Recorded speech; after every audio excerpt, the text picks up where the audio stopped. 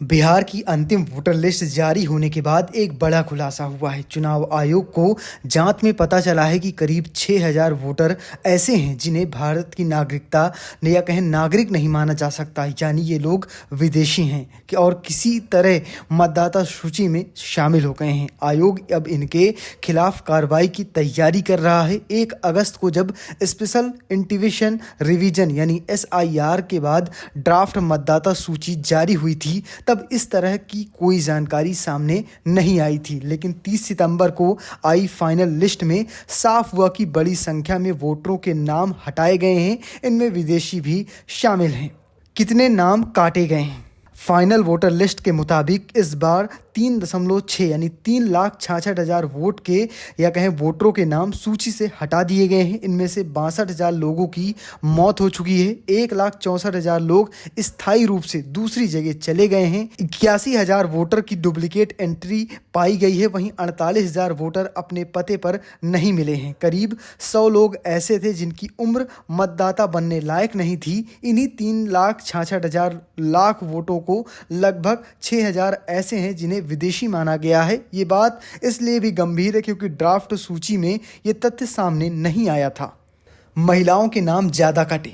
इस पूरी प्रक्रिया में एक और अहम पहलू सामने आया जिसने लोगों को नाम वोटर लिस्ट से हटाए गए हैं। इनमें से महिलाओं की संख्या पुरुषों से ज़्यादा है। उदाहरण के तौर पर पूर्णिया जिले में जनवरी 2024 की लिस्ट के मुकाबले लगभग 76,000 वोटर कम हो गए हैं, जिसमें 40,000 पुरुष बाकी महिलाएं शामिल हैं। सुपौल जिले में महिला मतदाताओं की संख्या 40,000 घट गई है, जबकि पुरुषों की संख्या या कहें पुरुष वोटरों की संख्या 11,000 कम हुई है। सीवान जिले में 78,000 महिला वोटरों के नाम हटे हैं और 28 मतदाताओं की कमी आई है। पटना जिले में यही स्थिति है, जहां 50,000 महिलाओं और 36,000 पुरुषों के नाम कटे हैं। विदेशी वोटरों पर कार्रवाई। अब सवाल उठता है कि इन पाए गए 6,000 विदेशी मतदाताओं का आगे क्या होगा। चुनाव आयोग 24 जून को गाइडलाइन जारी की थी कि ऐसे मामलों को स्थानीय प्रशासन और संबंधित अधिकारियों को सौंपा जाएगा, यानी उनकी पहचान कर उन्हें उनके देश वापस भेजने की कार्रवाई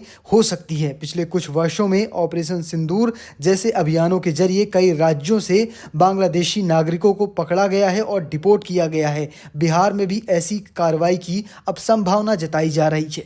नागरिकता पर राजनीति। बिहार के वोटर लिस्ट की समीक्षा की ये प्रक्रिया शुरू से ही विवादों में रही है। विपक्ष का कहना है कि ये सिर्फ बहाना है और इससे आम लोगों को परेशान किया जा रहा है। वहीं सत्ता पक्ष इसे राष्ट्रीय सुरक्षा का मुद्दा बता रहा है। चुनाव आयोग या कहें चुनाव आयोग के सूत्रों के अनुसार FIR के दौरान कई ब्लॉक लेवल अधिकारियों ने बताया कि बड़ी संख्या में नेपाल, बांग्लादेश, म्यांमार के लोग बिहार में रह रहे हैं। आधार कार्ड, राशन कार्ड जैसे दस्तावेज भी बना चुके हैं। यही वजह है कि वोटर लिस्ट तक नहीं पहुंच गए हैं।